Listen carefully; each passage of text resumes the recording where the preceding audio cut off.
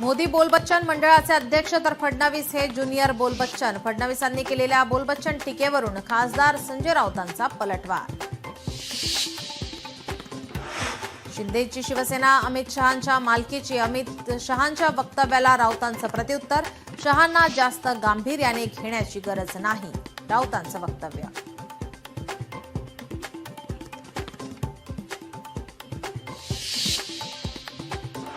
निवडणुकीचे फुटेज आता 45 दिवसात नष्ट करणार. केंद्रीय निवडणूक आयोगाचे सर्व राज्यांना आदेश. फुटेजचा गैरवापर होत असल्याच्या भीतीने निर्णय.